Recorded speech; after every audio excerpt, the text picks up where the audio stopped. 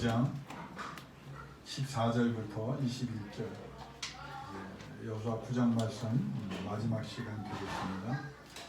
여호수아 9장 14절부터 21절까지 말씀입니다. 우리 같이 받들어 봉독합니다.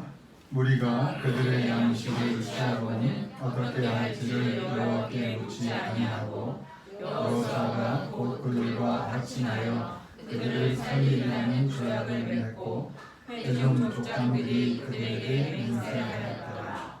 그들과 조약을 맺은 후 사울이 지나서야 그들이 이웃에서 자기들 중에 거주하는 자들이라 함을 들으니라. 이스라엘 자손이 행군하여 셋째 날에 그들의 여러 성읍들에 이르렀으니 그들의 성읍들은 기브온과 그비라와 도에롯과 기럇기암이니라. 그러나 회중 족장들이 이스라엘의 하나님 여호와로 그들에게 맹세했기 때문에 이스라엘 자손이 그들을 치지 못하니라. 그러므로 회중이 다 족장들을 원망하니 모든 족장이 온 회중에게 이르되 우리가 이스라엘의 하나님 여호와로 그들에게 맹세하였은즉 이제 그들을 건드리지 못하리라.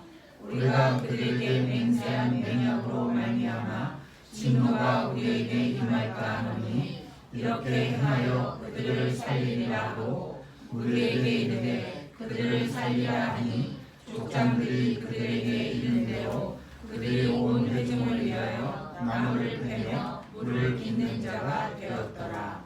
아멘. 우리는 성경을 여러 번 이 9장을 생각하면서 그 완벽해 보였던 여호수아도 몇 번의 실수가 있었음을 찾아볼 수 있었습니다. 첫 번째 실수는 어디에서 일어났죠? 아이성에서.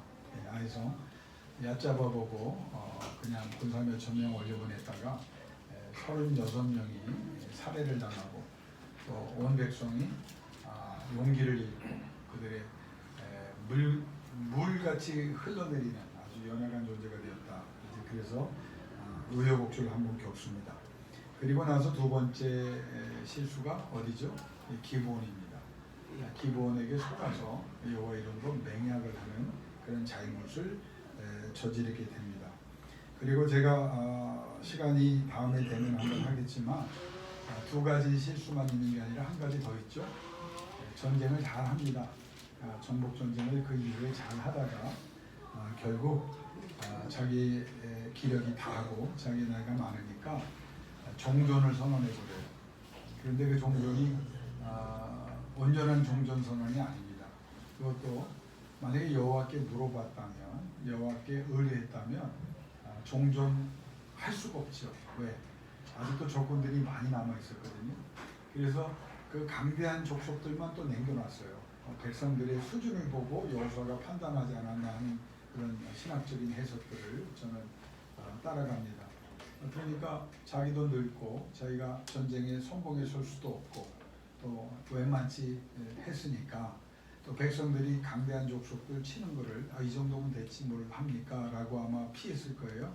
그러니까 이제 나와 내 집은 오직 여호와를 섬기겠노라. 종전선언합니다. 그래서 그게 종전선언했다고 끝납니까? 결국 하나님이 염려하신 대로 그 남은 족속들과 교류하게 되고 그래서 그 남은 족속들의 잘못된 문화, 잘못된 삶의 습성들 또 종교가 유대인들에게 이스라엘에게 유입이 됩니다. 그래서 결국 그 문제로 인해서 곧바로 이제 사사기라고 하는 고난과 어두운 시기가 찾아오거든요. 그래서 여호수아라고 하는 위대한 인물도 세 번의 결정적인 실수, 근데 작은 실수가 아니라 굉장히 큰 실수를 했어요. 저는 여기서 우리가 교훈을 얻어야 되는 게 뭐냐면 아무리 위대한 사람이라도 아무리 능력 있는 사람이라도 또 영적으로 하나님 앞에 열심히 있는 사람이라도 한두 번 잠깐 여호와 앞에서 한눈 팔면 겪자라도 될 일을 겪게 된다는 거예요. 여러분 이거 부담으로 느끼지 마세요. 제가 이제 설교 중에 강조하겠지만 이게 얼마나 큰 은혜인지 몰라요. 하나님 앞에 물어보는 거. 여러분 급한 일이 있으면 여러분이 결정을 먼저 해버리잖아요. 근데 성경을 보면 급한 일이 있을수록 어떻게 하라고 그랬어요? 신앙의 자녀들은 여호와 앞에 먼저 여쭤보고 물어보고 기도하고 그래도 늦지 않다는 거예요. 그러니까 급하다고 해서 하나님을 배제해버립니다. 그래서 성경의 역사나 인류의 역사를 보면 하나님의 그 결정권, 하나님의 주권을 배제했을 때 큰 사단이 일어났습니다. 그래서 성경도 보면 하나님께 여쭤보자. 에덴 동산에서 시작하죠. 그걸 뱀이 하와를 꼬셨을 때 그 당시는 하나님이 뭐 옆에 있어서 대화를 하는 존재거든요. 그러면 마음에 그런 마음이 있으면 하와가 한번 물어보면 되잖아요. 하나님, 뱀이 와서 이거 먹으면 신처럼 된다고 하는데 이거 어떻게 할까요? 그랬으면 하나님 뭐라고 그래요? 절대 그거 먹으면 안 된다. 그럼 안 먹었으면 여러분과 내가 여기에서 이렇게 고통당하며 살 필요도 없고 오늘 또 이렇게 더운 날 수고롭게 오늘 점심이 뭐죠? 예, 카레를 끓이는 일도 없었을 텐데 물론 맛있게 먹지만 이런 어려움이 만약에 하와가 그렇게 했다 그래요. 그러면은 그 다음에 이제 아담이 왔잖아요. 먹은 사과를 줬단 말이에요. 아담은 하나님과 하와보다 더 가까워요. 그럼 그때 뭐 했으면요? 하나님, 이거 먹지 말라는 걸 하와가 덥석 한 입을 물었습니다. 이거 어떻게 할까요? 라고 물었다면 하나님께서 아마 바로 잡아주는 역사가 있었어요. 그런데 그거를 또 묻지 않고 덥석 먹어버려요. 그래서 인류의 역사가 거기서 시작합니다. 성경도 보면요, 서로 의논하되라는 말이 나와요. 그러니까 사람들이 서로 의논하니까 무슨 일이 우리의 이름을 높이자. 그래서 싼 게 뭐예요? 바벨탑입니다. 그러니까 하나님이 없어요. 하나님께 물어보지 않아요.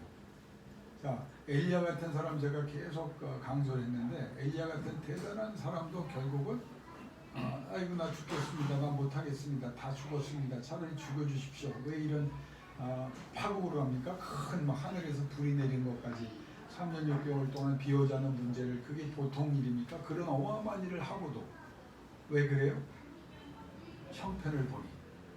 자, 그 말의 의미를 생각해 보세요. 누가 없어요? 하나님이 없어요. 형편을 보지 말고 하나님 차라리 그냥 그 전방에 나타난 것처럼 다 죽었습니다. 아합과 이세벨이 불을 내리셔도 저렇게 나 죽이겠다고 하고 더 극악무도한데 이거 어떻게 하면 좋겠습니까? 라고 했다면 하나님께서 또 그에게 타당한 은혜를 베푸시고 힘과 용기를 주셨을 거예요. 그러니까 우리 인류의 역사를 보면 하나님께 묻지 않아요. 오늘도 우리 권사님 한 분과 참 굉장히 아름다웠던 한때 아름다웠던 교회 이야기를 하면서 우리가 기도합시다. 그리고 마음이 무거웠는데 교회 안에서 무슨 뭐 형사 소송을 하고 뭐 서로 싸움이 나고 뭐 협박을 하고 뭐 직분을 뺏는다고 그러고 막 그랬다고 그래요. 자, 그러면 여러분 저는 한 가지만 그 교회의 발언권을 저에게 준다면 이렇게 물어보고 싶어요. 그 하나님께 물어봤나요? 하나님이 그러면 니네들끼리 붙이고 장구치고 소송하고 그렇게 하라고 그랬겠어요? 그러니까 이게 사소한 것까지 큰 사건 아니라 사소한 것까지 우리의 인생의 비극과 어려움이 왜 찾아오냐면 하나님께 묻지 않는 거예요. 묻지 않아도 될 게 있다고 그랬죠. 제가 총정리하는 시간이니까 성경에 나와 있는 명령과 규례 율법은 물을 필요가 없어요. 예를 들어서 안식일을 기억하여 성일을 지켜라. 여러분 그걸 왜 물어봐? 성일로 지킬까요 말까요? 여러분 안 지킬 마음이 있는 사람이 물어보고 심지어는 물어보지도 않는 사람이 많아요. 그러니까 여기부터 우리의 비극이 오는 거예요. 여러분 이걸 목사가 정말 사랑한다면 이런 설교를 해야 된다고 저 자신도 생각해요. 그러니까 하나님이 원하시는 명령과 규례 율법에 따라 우리가 아는 것은 묻지 않아도 되고 그대로 하면 돼요. 그런데 애매모호한 것들이 있거든요. 그러면 여러분 아무리 급하고 여러분이 여러 가지 환경 속에서 자기 자신이 어떤 판단과 결정을 내려야 될 때 여러분 그냥 이제는 하나님의 말씀 속에서 물어보는 거예요. 하나님 어떻게 하면 좋습니까? 하나님 어떻게 하는 것이 하나님의 뜻입니까? 그러면 하나님께서 여러분 어떻게 하실 것 같아요? 예? 물어보면 하나님이 뭐라고 그러실 것 같아요? 잠자코 계십니까? 네가 그거 알아서 해라. 아니죠. 여러분 제가 참 하나님은요 이렇게 물어보라고 말씀하시고 물어보는 거 기뻐하실 때는 그때 하나님의 살아계심이 경험될 수 있는 기회예요. 그러니까 물어보지 않으니까 문제가 되는 거예요. 자, 하나님 앞에 물어보면 하나님이 응답하신다고 했어요. 그러면 응답의 방법이 성경으로 여러분 상식적으로 여러분 기초적으로 알아야 될 게 뭐냐면 하나님께서 신비한 방법으로 응답하실 수 있어요. 성경에. 그 신비한 방법 뭐예요? 꿈이나 환상이나 음성이나 천사들까지 나타났어요. 성경에. 그러면 하나님이 왜 영적인 꿈을 주시고 왜 다니엘에게 영적인 꿈을 주시고 다리오 왕에게도 꿈을 주셨지만 환상을 주시고 또 하나님의 음성을 들려주시고 그리고 천사들을 나타나게 하십니까? 대부분의 경우 왜요? 오늘 대답 안 하면 칼에 없습니다. 물어보니까. 그럼 물어보지 않는 자에게 신령한 일이 일어났어요. 왜 사도행전에 보면 베드로가 잡혀서 죽게 됐잖아요. 근데 갑자기 천사가 나타나서 16명의 그 군인의 정말 사교대로 지키는 24시간 지키고 또 옥문을 막 그 큰 문으로 가닫고 뭐 보통 2개의 문이라고 우리가 추론하는데 쇠사슬로 발에 묶었잖아요. 근데 천사가 나타나서 다 풀어줘요. 16명의 그 호위 군사들을 무력화시킵니다. 그리고 최초의 오토매틱 도어 누르지 않아도 열리는 도어가 그때 나오잖아요. 자, 왜 그래요? 기도하면서 하나님 앞에 의지했기 때문에. 그러니까 이런 역사는요. 하나님 어디 계십니까? 그러면 여러분이 그게 진심으로 그게 필요하다면 그런 위로가 필요하고 그런 실제적인 응답이 필요하다면 하나님 앞에 그냥 버티고 한번 해보는 거예요. 이걸 안 하는 거야. 그러니까 우리가 너무 급해요. 우리가 너무 급해. 너무 빨라요. 그럼 물어보는 사람은 그러면 좀 낫냐? 물어보는 사람의 문제가 문제인지 아세요? 물어보고 답변이 안 왔는데 벌떡 일어나서 또 해. 그러니까 이건 물어보는 게 아니에요. 그러니까 하나님께서 왜 이렇게 신비한 방법을 응답하시냐면 하나님의 그 응답, 하나님의 간섭과 개입과 절대 주권에 대한 간절함이 있기 때문에 그 자리에 있는 거예요. 그럼 하나님이 없어 안 돼요. 하나님께서 또 물어보면 말씀, 이 성경을 통해서 그래서 여러분이 이 성경을 왜 죄로 묵상해야 되냐면 여기에 하나님이 주시는 음성이 다 있어요. 이 신기한 책입니다. 신령한 책입니다. 왜냐하면 여러분이 어떤 사람 그렇잖아요. 그 사람은 뭐 그런 은사가 있겠지만 딱 피면 자기에게 주는 말씀이 탁 되잖아. 야, 그런 사람들이 저기 문제가 되는 그 부흥사들이 많이 쓴 얘기 뭐예요? 빨리 가서 목을 매라. 이런 거 보면 그건 이건 아닙니다. 그런데 이 성경 말씀을 주야로 묵상하면 하나님의 뜻이 그래서 여호수아에게 하나님이 딴 거 주시지 않았죠. 무슨 명령을 주셨어요? 말씀을 주야로 묵상해라. 그럼 거기에 내 뜻이 다 있다. 그리고 그 뜻이 거기에 분명히 나타나지 않으면 물어봐라. 그게 이제 여호수아의 9장에 나타나요. 물어봐라. 그게 말씀으로 응답하십니다. 또 하나는 여러분이 기도하고 음성이 들리지도 않고 꿈도 없고 뭐 말씀을 봐도 잘 모르겠어요. 근데 여러분 걱정하지 마세요. 하나님께서 절대 주권을 가지고 뭐를 상황을 말이 미리 나왔네. 상황을 다스리면서 하나님이 말씀하시는 거예요. 그러니까 여러분 신령한 기도하는 사람들에게 뭐 어떤 현상이 없는 것 같아. 그런데 여러분이 정말 기도하면서 눈을 뜨고 영안을 뜨고 바라보면 하나님이 이 상황을 다스리는 게 보일 때가 있어요. 가끔 우리 권사님 집사님들 와서 저한테 그런 얘기 많이 하셔요. 이 상황을 하나님이 주관하고 계신 거 확신합니다. 여러분 진짜 그게 올바른 판단이라면 분별이라면 그게 하나님이 여러분에게 물어봤기 때문에 역사하는 거예요. 그럼 그 사인을 받았으면 걱정하지 말아요. 그 사인이 또 안 와도 괜찮아. 하나님은 한번 약속하셨으면 변하지 않는다. 아멘. 내가 깨어 기도하는 한 역사합니다. 그러니까 아멘. 환경도 주장하신다는 거예요.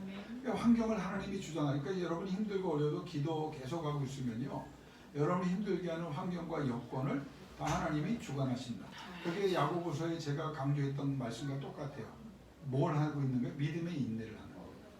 하나님이 연단을 통해서 여러분을 더 나은 존재로, 그러나 완전히 새로운 존재로 창조하시고 새롭게 역사하는 거예요. 하나님이 또 여러분이 그렇게 기도하면 사람을 통해서 말씀합니다. 사람을 통해서. 이게 성경에 나오는 많은 방법. 사람을 통해서. 특별히 어떤 사람이요? 기도하는 사람, 영적인 사람, 깨어있는 사람을 통해서 서로. 이게 희한해요. 예, 어느 날 권사님을 통해서 나에게 말씀하시고, 집사님을 통해서 말씀하시고, 목사를 통해서 말씀하셨어요. 어떤 때는 어린아이를 통해서도. 어떤 엄마가 막 그냥 신앙생활을 막 이렇게 대충 하다가 필요할 때마다 하니까 초등학교 4학년에 그 엄마한테 그랬대잖아요. 엄마, 이렇게 신앙생활에서 뭐가 달라지겠어? 초등학교 4학년이에요. 그게 그 아이가 하는 말이 아니죠. 하나님이 나귀를 통해서도 짐승을 통해서도 말씀하시듯이 그 아이를 통해서. 그러니까 우리는요, 같이 기도하는 사람들끼리 저 사람의 그 말을 딱 들을 때 이게 하나님의 음성이라고 하는 것을 들을 수 있는 말들이 있어요. 그러니까 하나님께 사람을 통해서도. 그러니까 제가 지난주 설교하고 지지난주 설교할 때 강조했던 게 뭐예요? 영적인 사람들하고 좀 같이 있어라. 그냥 비영적인 사람들하고 맨날 어울리고 거기서 그냥 맨날 그냥 의미 없는 얘기들을 하고 있으니까 분별을 못 하는 거예요. 하나님은요, 기도하는 사람 부족한 것 같아도 그런 사람들을 통해서, 물론 안 믿는 사람들을 통해서도 역사할 때가 있어요. 그러나 하나님께서 믿음의 사람들을 서로 사용하셔서 하나님의 음성을 들을 수 있도록. 그때 필요한 건 여러분이 뭐죠? 무슨 은사가 필요할까요? 분별의 은사가 필요한 거죠. 그러니까 기도하고 있으면 하나님이 분별케 하십니다. 이게 사람의 말인지, 이게 악한 영의 말인지, 저 사람의 말인지, 하나님의 뜻인지. 또 하나님께서 우리에게 말씀 물어보면 상태를 통해서, 나에게 일어나는 육신적이고 정신적이고 영적인 상태를 통해서 말씀합니다. 여러분, 이걸 여러분이 기억해야 돼요. 육신을 통해서, 때로는 질병을 통해서 말씀하시고요. 여러분이 피곤하게 하는 것도 하나님께서 저를 사용하실 때가 있어요. 어떤 때는 기력이 막 넘쳐나고 보약을 안 먹은데도 힘이 날 때 하나님이 말씀하시는 방법일 수 있어요. 정신적으로도 하나님께서 내가 너무 오버하고 잘못 가면 하나님이, 그러니까 꼭 나쁜 쪽, 우울도요, 영적인 사람들의 우울 때문에 하나님은 영광을 거두셨다는 책이 나왔어요. 신학적으로. 존 파이퍼가 고난을 통해 말씀하신 하나님을 강조하면서. 그러니까 하나님이 신령하신 분인 거예요. 그러니까 여러분이 우울한 마음이 들어요. 그러니까 이 나쁜 거라고 생각하지 마세요.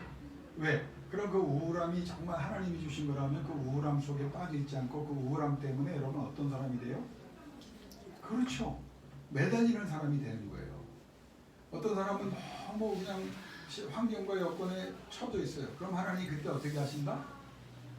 갑자기 기쁨을 주시고 용기를 주시고 말씀을 주시고 격려해 주시고 위로해. 그래서 그 사람이 또 기도하게 하시고. 그러니까 하나님께서는 육신을 통해서도 정신을 통해서도 영적인 상태를 통해서도 말씀하신다는 거예요. 근데 중요한 것은 왜 이렇게 하시느냐? 우리가 물어봐야 하고 물어보기 때문에 그렇게 말씀하는 거예요. 그러니까 아무 생각이 없는 사람에게 하나님께서 역사하실 수가 없죠. 자, 그러면 오늘 물어본다고 하는 다양한 주제를 가지고 우리가 몇 주 생각해 봤지만, 제가 오늘 설교 제목이 뭐였죠? 하나님을 존중하십니다. 아유, 감사해. 지우가 큰 일을 해가는 거야. 근데 적어도 답변이 나오죠. 하나님을 존중하십니까? 이게 중요해요. 인간이, 또 신앙인이 제일 잘못하는 게 뭔지 아세요? 하나님을 존중하지 않는 데서 옵니다. 자, 여러분이 여러 가지 환경과 여건이지만 부부 간의 관계도 마찬가지고, 또 성도 간의, 형제 자매도 마찬가지고, 부모와 자식 간의 관계도 마찬가지예요.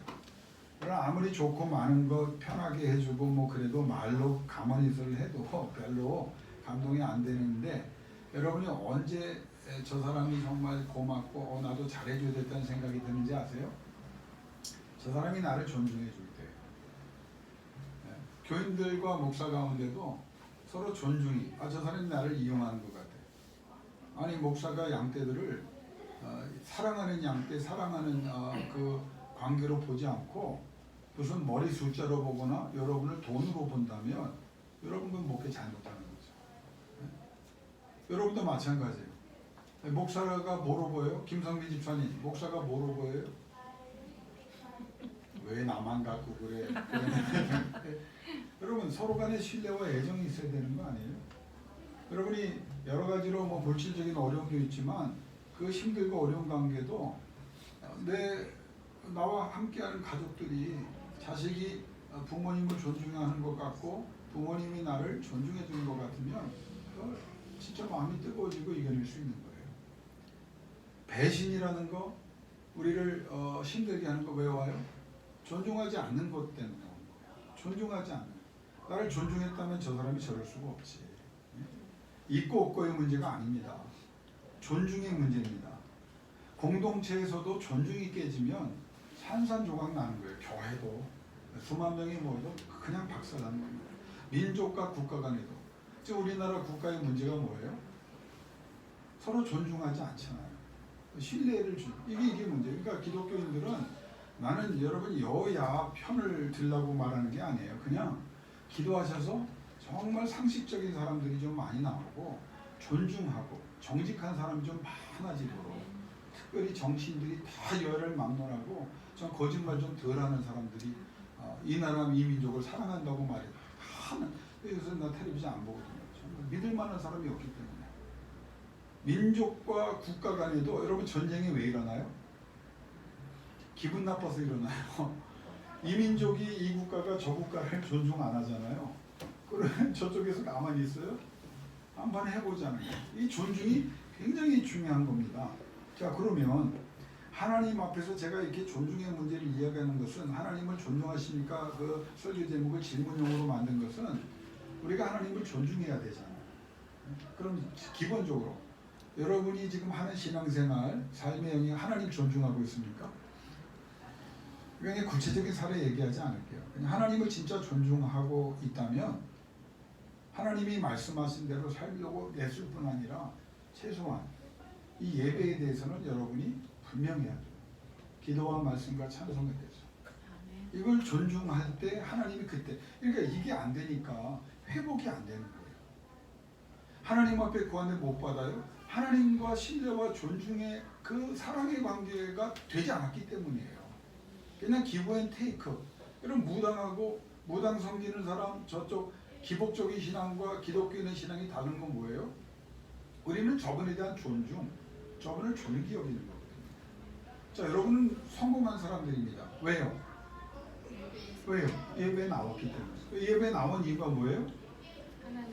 하나님 존중한 거예요. 사랑은 좀 더 큰 개념이지만 존중하는 거예요. 존중하기 때문에 이 힘들고 어려울 때 나오셨잖아요. 아프신 분 있잖아요. 나왔잖아요. 우리 김보승 권사님이나 고정성 권사님이 참 힘드신데 우리 김희석 권사님도 발목을 다치셨는데 여기 층계 올라올 때마다 우리 집 사람은 뭐라고 기도하는지 몰라도 엘리베이터 있는 교회만 자꾸 기도해요. 왜냐하면 올라오실 때 얼마나 힘들어요. 근데 저분들을 보면서 내가 감동을 받아요. 왜? 하나님 존중하기 때문에 저 노구를 끌고 물론 자식들이 잘하는 거죠. 모시고 나오는 게. 근데 자식들도 하나님 존중하고 그래서 하나님 앞에 나와서 그러니까 난 여러분들이 복 받아야 된다고 생각해요. 저는 목회하면서 굉장히 기분 나쁠 때가 많았어요. 이 도심석 기도회 하면서. 도심석 기도회 여러분은 모르는 교인들이지만 100여 명 넘게 왔다 갔습니다. 그런데 그분들의 많은 한 80% 넘게 그분들에게 제가 실망하고 더 이상 기도를 하다 기도를 멈추게 된 사람이 더 많거든요. 왜? 하나님을 존중하지 않아. 내가 볼 때. 두 번째, 목사에 대해서도 존중이 없어. 그러니까 내가 힘들어져. 아니 내가 무당인가 싶기도 하고. 그러니까 우리 교회가 난 작고 건강한 교회. 난 어느 큰 교회도 부러워하지 않아요. 나 여러분들하고 행복합니다. 이대로 더 깊은 영적인 교회가 되기를 위해서 우리가 몸부림치고 있어요. 근데 마치 와서 마치 작은 교회, 막 개척교회 능력 없는 교인들이나 목사 같은 물론 그 자유지요. 근데 와서 나를 위로하려고 말하는 것 들으면서 이 사람이 도대체 무슨 생각을 하고 나오는 건가. 존중이 없으면 그 다음에는 뭐가 더 되겠어요? 기도를 하겠어요. 권사님, 나 불쌍해서 여기 나와요? 또 왜 나오세요? 말씀이 좋아서 나 존중해요. 이게 진짜 관계라는 거예요. 이걸 하나님이 원하시는 거예요. 여러분 큰 교회 나가면 좋죠? 시설 좋고 뭐 여러 가지 뭐 혜택도 많죠. 거기 나가서 그게 그러면 예배의 목적입니까? 그리고 큰 교회 좀 뭐 사람 많이 모는 경우는 어깨에 힘주고 대기업에 입사한 지영이 다 썩어가는지도 모르고 맨날 다투고 싸우고 뭐 거기서 본질도 못 배우는 교회라면 우리 교회가 위대한 게 아니라 제대로 된 교회를 분발했어요. 나는 작은 교회지만 진짜 훌륭한 목사님들이 더 많다는 것을 내가 이 기성권 교회에서 나오고 나니까 그게 보이더라고요. 여러분 큰 교회 가보세요.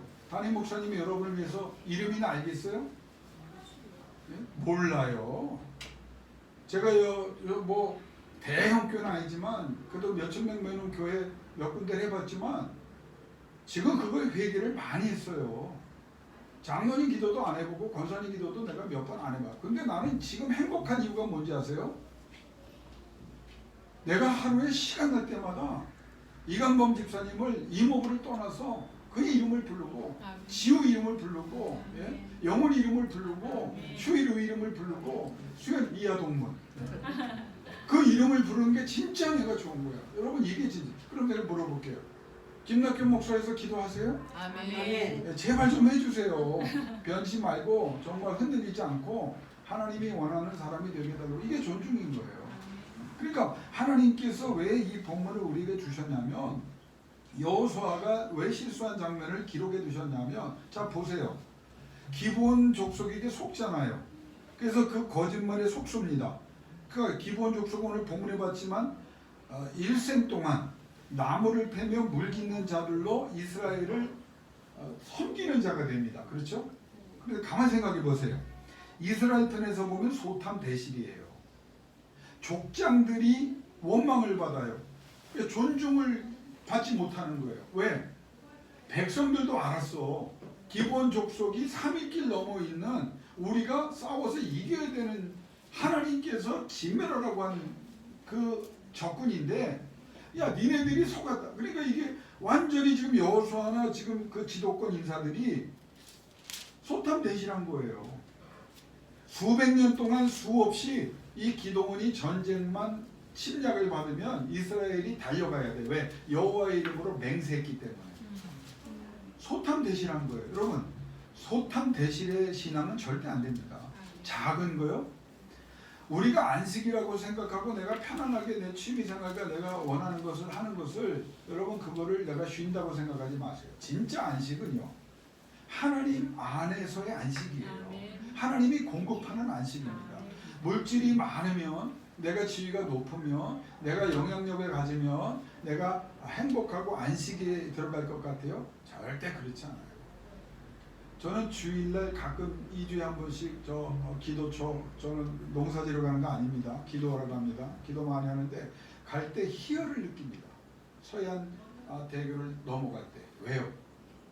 나는 예배드리고 여러분과 오후 기도회를 하고 그리고 내려가잖아요. 또 기도하러 가는 겁니다. 하나님 주신 기도처로 내려갑니다. 시온의 대로처럼 빵빵 달려갈 수 있어요. 근데 평택 뭐 이쪽 서울 외곽순환도로부터 저 건너편 차선에는요. 심지어는 평택 서해대교 넘어 저쪽 서산 IC 넘어서 아마 군산 IC 거기에 차들이요 완전 주차장이에요. 그 사람들 뭐 했겠어요? 뭐 했겠어요? 토요일날이나 금요일날 내려가셨겠죠. 그리고 거기서 안식을 했겠죠. 야 나는 그 안식이라고 생각하냐. 아니 그 막히는데도 가는 대단한 믿음을 우리 신앙인들이 좀 가졌으면 좋겠다. 예? 나는 거기에서 오히려 나는 너무 행복하다. 예? 인생을 거꾸로 사는 것 같지만 오히려 나는 그때가 더 행복해요. 우리도 마찬가지인 거예요. 하나님 앞에 소탐대시라면 안 돼요. 제가 이게 마지막 설교라고 해도 저는 이 설교를 하고 싶어요. 내가 이 순간 이후에 죽는다고 해도 하나님을 소중히 여기십시오. 예배를 소중히 여기십시오. 그리고 하나님 앞에 기도하는 일에 우선권을 두십시오. 그러면 하나님께서 존중이 여기는 걸 봐. 그러니까 하나님이 왜 묻는 것을 강조하셨냐면 나를 존중이 여기는 것이라고 보시기 때문이에요. 여러분은 힘들고 어려운 데 왔잖아요. 성공하시는 거예요. 왜? 하나님을 존중이 여기는 사람이기 때문입니다. 오늘 하나님께서 물어보라고 말씀하는 거를 조금 더 그 내용을 보면요. 따라합시다. 확실하지 않을 때, 확실하지 않을 때, 애매모호할 때, 애매모호할 때, 혼란스러울 때, 혼란스러울 때, 감정이 요동칠 때, 감정이 의심스러울 때, 의심스러울 때, 그때 물어보라는 거예요. 여러분 이거 적용해야 돼요. 확실치 않아요. 또 중요하고 긴급한 일인 것 같아. 그때 물어보라는 거예요. 그러면 긴급하고 정말 중요한 일을 하나님 앞에 물어보면 하나님은 즉각 응답을 하게 돼 있어요. 우리가 이 수준까지 가야 되는 거예요. 확실하지 않을 때 기도해야 됩니다. 애매모호할 때 결정하지 마세요. 기도해야 합니다. 혼란스럽고 혼미스러울 때 기도해야 합니다. 감정이 요동칠 때 감정에 따라 결정하거나 행동하지 말고 감정에 지배받지 말고 성령으로 그 감정이 통제되도록 여러분이 하나님 앞에 여쭤봐야 돼요. 의심스러울 때 그냥 덥석 무조건 믿지 말고 하나님 앞에 물어봐야 돼요. 이게 하나님을 존중하는 거예요. 그런데 여기에 지금 기본 족속과의 문제는 또 하나 더 나갑니다. 당연히 확실하지 않을 때, 중요하고 긴급할 때, 감정이 요동칠 때, 의심스러울 때, 또 여러 가지 혼미스러울 때는 기도해야 되겠죠. 물어봐야 되겠죠. 근데 여기에서 문제는 뭐냐면 이 기가 막힌 문제입니다. 따라합시다. 지나치게 자신감이 넘칠 때, 지나치게 자신감이 넘칠 때, 승리에 도취해 있을 때, 승리에 도취해 모든 것이 잘 돼가는 것 같을 때, 모든 것이 잘 되어가는 것 그때 물어보라는 거예요. 이때 안 물어봤어요. 두 가지 사건을 통해서 다 해결하고 이제 승승장구. 가나안 족속의 마음이 다 녹았어요. 그러니까 지금 왜 이런 일이 벌어졌냐면 여호수아가 너무 잘 되는 거야. 치킨받고 높임받는 거예요. 기본 족속이 아부를 해요. 지나치게 자기 확신이 들어. 이제는 제대로 되겠구나. 그리고 감정이 막 뜨거워져서 전체 분위기가 어수선해서 여호수아뿐만 아니라 제사장들과 함께하는 지도층이 다 거기에 그냥 휩싸여 있는 거야. 축제 분위기야. 자신들이 이 정도면 됐다고 스스로 평가합니다. 그러자 기본이 나타나요. 그리고 나서 오늘 본문의 15절의 말씀이었죠. 뭐해요? 기본이 와서 거짓말할 때 물어보잖아요. 그러면 성경은 이렇게 얘기하는 거예요. 자, 모든 거 잘 돼. 자신감이 넘쳐. 승리했어. 그 기본이 왔어. 그럼 여러분 어떻게 해야 돼요? 힘들고 어려울 때, 의심스러울 때, 감정이 요동칠 때도 기도해서 하나님이 말씀하는 그 뜻을 깨달아 실수하지 않았다면 이때도 어떻게 해야 돼요? 기도했어야죠. 그러니까 하나님 뭐라고 말씀하셨을까요? 하나님은 말씀하려고 입에 담고 있는 상황이에요. 우리를 향해서 여호수아에게 그랬던 것처럼. 근데 묻지 않아요. 하나님이 그래서 오늘 본문에 여호와께 묻지 아니하고 여러분 사람이요 힘들고 어려울 때 신앙생활 잘하는 거는 이거는 상식적으로 우리가 봐도 그렇게 됩니다. 그런데 문제는 언제 오는지 아세요? 제가 그래서 이걸 조금 더 여러분과 나누고 싶은 거예요. 저는 잘 되고 나서 떠나간 사람 많이 봤습니다. 안 되는 경우, 힘든 경우에 주님 앞에 돌아올 확률은 꽤 높아요. 그럴 때도 떠나는 사람이 있지만 대부분 신앙이 그래도 진정성을 가진 제대로 훈련받은 사람이라면 힘들고 어려울 때 하나님께 가요. 멀리 가지 않아요. 하나님께 더 몸부림칩니다. 그런데 진짜 문제는 언제 오는지 아세요? 잘 될 때 와요. 감정이 막힐 때. 그때 실수하는 거예요. 교회가 힘들고 어려울 때는요 오히려 기도합니다. 초대교회 왜 기도한지 아세요? 기도 안 하면 살 수가 없어. 그러니까 하나님이 역사하는 거예요. 그러니까 여러분이 힘들고 어려운 일을 오히려 신앙적으로 여기서 하나님께서 나에게 은혜를 베푸시는 시기구나. 더 매달리고 물어보게 하사 하나님께서 응답하시고 역사하시려고 하는구나. 아멘. 그리고 더 힘을 달라고 하나님 앞에 깨어있게 해달라고 부르시면 돼요. 근데 대부분의 사람은 물질이 넘쳐나고요. 모든 것이 잘 되면 교회도요. 모든 게 풍부해지고 사람이 많이 모이니까 문제가 생기는 겁니다. 그러니까 사탄도 쪼개지만 나는 하나님도 쪼개신다고 봐요. 교회를. 왜? 그렇게 나대면 안 되니까. 광야로 들어가야 되는 거예요. 여러분, 우리의 인생에 오늘 여러분과 내가 한 가지만 생각했으면 좋겠어요. 그냥 물어보세요. 힘들고 어려워요? 물어보세요. 호미스러워요? 물어보세요. 여호와께. 승리했어요? 또 물어보세요. 좋은 일이 많은 것 같고 경험 수치상 이건 것 같아요. 그래도 물어보세요. 그러면 하나님이 묻지 아니하고가 히브리어로 로사알로입니다. 이 말이 굉장히 의미가 있어요. 한번 따라합시다. 하나님의 뜻에 관심이 없고 하나님의 뜻에 관심이 없고 하나님에 대하여 존중이 없었더라. 그걸 얘기했어요. 하나님은 두 가지 보는 거야. 너 진짜 내 뜻에 관심이 있냐 이거야. 그걸 물어보십니다. 왜? 하나님 뜻이면 하겠습니다. 그러면 말씀하셔요. 두 번째, 나 하나님 존중합니다. 진짜 존중하냐? 네가 지금 하고 있는 신앙생활이 나 존중하는 거냐? 그러면 네 필요에 따라서 이렇게 했다 저렇게 했다 나왔다 들어갔다. 세상에서 제일 하나님이 싫어하는 부류 중에 하나가 뭐냐면 들쑥날쑥이에요.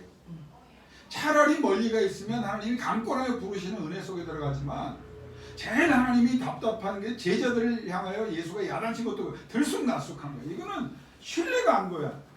성실성이 없는 거야. 애정도 없는 거야. 성공을 얻으려면, 성공을 유지하려면, 성공으로 마무리하려면 들떠있지 말고 방심하지 말고 무의식적이든 의식적이든 엎드려 하나님 앞에 물어봐서 하나님이 말씀하시고 하나님이 역사하시고 하나님이 은혜 주시고 하나님이 충만하게 하시는 자리에 세우시기를 주의 이름으로 축원합니다. 오늘 가나안 전쟁 보세요. 하나님 뭐라고 그래요? 헤렘이에요. 이걸 물어보시는 거예요. 이건 너희의 전쟁이 아니고 내 전쟁이야. 내 이름을 모독해서 내가 저들을 끌어내는 거야. 너희도 자격 없는데 저들보다 나아서 내가 너희가 연약하지만 너에게 희망을 가지고 너희를 그렇게 양육해서 이 땅에 주인으로 한번 잘 살아보게 하려고 하는 거야 라고 말하는데 그 명령에 응답한 것 같았지만 결국 과정 속에도 물어보지 않아요. 헤레멘 전쟁의 최고의 지휘관은 누구냐? 하나님인 거예요. 그래서 하나님이 오늘 본문에 왜 묻지 않느냐고 말한 거예요. 여호사에게 백성에게 지휘관이 누구냐? 여러분 다시 저도 성경대로 질문. 여러분 지휘관이 누구예요? 하나님이에요. 해도 되고 안 해도 되는 게 아니에요. 여러분은 지금 공인이에요. 하나님의 능력의 장중에 붙잡힌 바 된 하나님의 이름이 달린 공인이에요. 한 가지만 잘하면 돼요. 하나님, 나 실수하지 않기를 원합니다. 잘못 결정하지 않기를 원합니다. 답답하다고 말씀하실 때까지 나는 계속 묻고 있겠습니다. 그러면 오히려 하나님은 기뻐하사 역사하는 거예요. 야, 지휘관 여호수아에게 이 말씀을 하는 겁니다. 여호와께 묻자. 네가 지휘관이야? 네가 전쟁 다 하는 것 같아? 아니야. 너 그거 잊지 말아라. 결국 우리의 인생의 문제는 뭐냐? 하나님이 지휘관이라는 걸 하나님께서 우리에게 영적인 공인이라고 하는 말씀은 안 됩니다. 존중하십니까? 그럼 하나님을 어렵게 생각하세요. 하나님을 어렵게 생각하세요. 하나님과 관련돼서. 그래서 제가 부흥사들을 몇 번 시험해 왔는데 성령 받아라. 천인공노할 죄입니다. 성령님은 자기가 부리는 분이 아니에요. 성령이여 임하소서 엎드려서 다 무릎 꿇고 눈물 뿌려야 되는 분이지. 자기가 무슨 뭐 성부 하나님이야? 성부 하나님만 성령을 보낼 수 있어요. 천하의 무식한 것들이 여호와를 존중하지 않습니다. 하나님의 교회, 하나님의 백성, 신실한 교인들이 뭐 정치가 누구, 장관 누구, 신실한 대통령이야, 뭐 교회 가서 뭐 예배드, 아이고 법당에 가서 또 이거 천주교 가서 도대체 정체성이 뭐야? 하나님은 우습게 생각하는 겁니다. 여러분 신앙이 어려운 것 같아도요 한 가지만 우리 결단. 그냥 날마다 하나님의 뜻을 알려주세요. 하나님 존중하기를 원합니다. 그때 하나님은 말씀하십니다. 결론 내릴게요. 하나님이 물어보는 걸 좋아하신다고 하셨죠. 다 여기 쳐다보세요. 이게 핵심이에요. 하나님이 물어보라고 하셨죠. 그럼 하나님은요, 뭘 뜻하시는지 아세요? 응답해야 될 책임 속에 들어간 거예요. 우리 박은주 권사님 정답 말씀하세요. 응답해야 되는 책임. 하나님이 자기에게 스스로 의무를 씌우시는 거예요. 네가 나한테 물어보면 나는 반드시 대답하고 응답할게. 아멘. 네가 구하면 내가 채워줄게. 아멘. 네가 믿음으로 하나님 앞에 매달리면 나 여호와는 믿음대로 되라고 아멘. 너에게 약속해 줄게. 아멘. 여러분 왜 안 물어보나요? 이제는 물어봅시다. 아멘. 하나님 나에게 맡겨주신 이 사업, 나에게 맡겨주신 이 자녀, 나에게 맡겨주신 이 교회 어떻게 하기를 원하십니까? 그러면 하나님께서요 하늘문을 여시고 꿈이든지 환상이든지 상황이든지 사람이든지 하나님이 여러분에게 합당한 방법으로 말씀하세요. 아멘. 하나님 도와주세요. 그럼 하나님은 어떤 의무를 지는 거예요? 도와주셔야 될 책임 속에 들어가는 거예요. 아멘. 하나님 나 위로받기를 원해요. 그럼 하나님은 어떤 책임? 위로. 위로해야 될 책임. 하나님이 맡겨주신 우리 아들들이 잘 되기를 원합니다. 그럼 하나님 어떤 책임? 잘 되게 될 책임. 아멘. 하나님 나를 통해 영광을 좀 거둬주세요. 하나님 이거 하나님의 뜻이 어디 있습니까? 라고 하면 하나님은 영광을 거두셔야 될 책임 속에 들어가서 여러분에게 은혜 주실 줄로 믿습니다. 아멘. 하나님을 존중합시다. 그리고 하나님께 여쭤봅시다. 그래서 트리티 연합교회는 뭐하는 교회냐? 맨날 하나님께 물어보는 교회라는 평이 났으면 좋겠어요. 하나님 응답해 주세요. 아멘. 그래서 여러분과 여러분 자녀가 잘 될 수 있기를 주 이름으로 축원합니다. 아멘. 이 시간 우리 한 3분 동안만 기도하기를 바랍니다. 이 시간 하나님 앞에 내가 물어보는 삶인가? 하나님 앞에 물어보면요, 하나님은요 들으시는 의무 속에 들어가시고, 우리가 하나님 앞에 구하면 하나님은 응답해야 되는 책임 속에 들어가시고, 하나님 앞에 우리가 문제를 내어놓으면 하나님은 해결해 주셔야 되는 책임 속에 기쁨으로 들어가십니다. 그게 하나님께서 원하시는 존중이에요. 내가 너를 위해 일하기를 원한다 하는 하나님의 음성을 듣고, 하나님 오늘부터 그 역사가 일어나기를 원합니다. 나와 내 자녀들에게 그런 일들이 일어나기를 원합니다. 오늘 믿음을 갖고 구하세요. 여러분에게 맡겨주신 일, 저는 작정하고 기도 시작했습니다. 최소 7배부터 가뭄의 때 100배의 복을 하나님 어서 좋게 허락해 주옵소서. 믿음대로 될지어다. 믿음대로 될지어다. 그 하나님 앞에 기도하며 나가기를 원합니다. 기도하겠습니다.